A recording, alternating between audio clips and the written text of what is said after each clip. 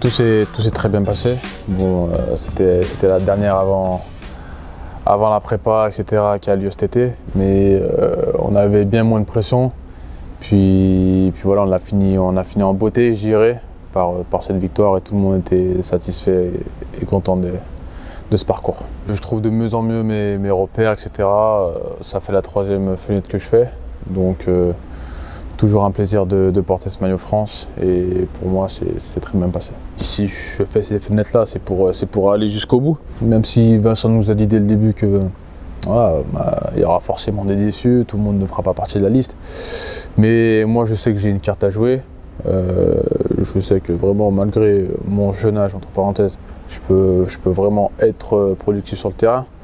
Donc voilà, j'espère faire la préparation, et en préparation tout donner et tout faire pour atteindre le groupe final. Après, si j'atteins mon objectif, bien sûr, je serai très content, très heureux d'y être. Après, si je suis pas retenu, je ferai tout pour me remettre au travail et pour revenir l'année d'après encore plus fort.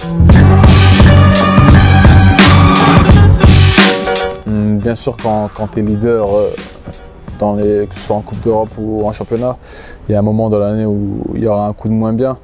Donc c'est à ce moment-là qu'il faut se solidariser, je dirais, et vraiment s'unir. C'est ce qu'on fait, je pense on va rebondir. Bien sûr, c'est une phase qui arrive, mais comme je l'ai dit, il vaut mieux que ça arrive maintenant que ça arrive à la fin, en play-off, etc. Donc je pense que voilà, c'est une bonne leçon pour nous.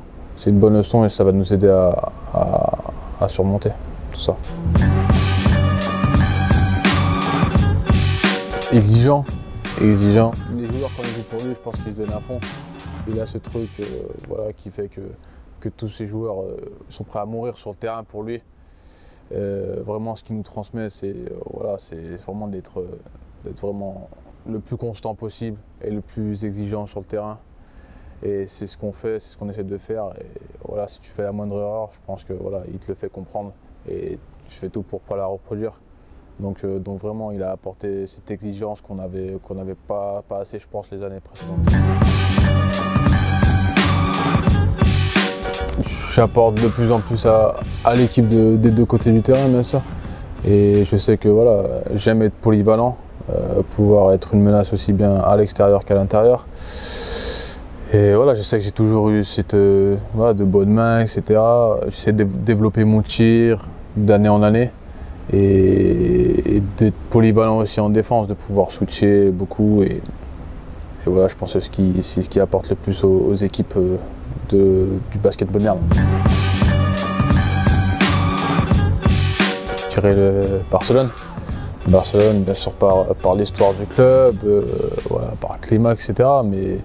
Mais ouais, le club est quand même historique, et chaque année c'est haut de tableau, quoi. Donc ouais, je dirais Barcelone, mais bon, je resterai malgré tout un fan du Real Madrid. C'est quelque chose d'énorme de voir débarquer de grosses écuries comme ça. Et franchement, j'ai vraiment hâte. Pourquoi pas une première affiche Asvel-Barcelone, hein, pourquoi pas.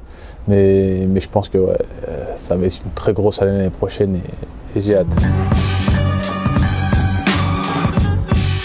J'ai eu le temps de faire un workout à San Antonio la saison dernière, et j'ai eu le temps de passer chez lui. On a d'ailleurs regardé un match des finales NBA. Il m'a beaucoup conseillé, etc.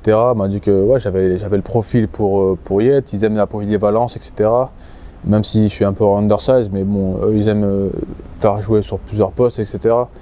Et voilà, donc il m'a dit que j'avais toutes mes chances. Donc cette année, c'est ma dernière année pour me faire drafter. Bien sûr, j'y pense, bien sûr, je suis scruté, etc. Bien sûr, si mon rêve devient réalité, si je me fais drafter, je ferai tout pour jouer à NBA.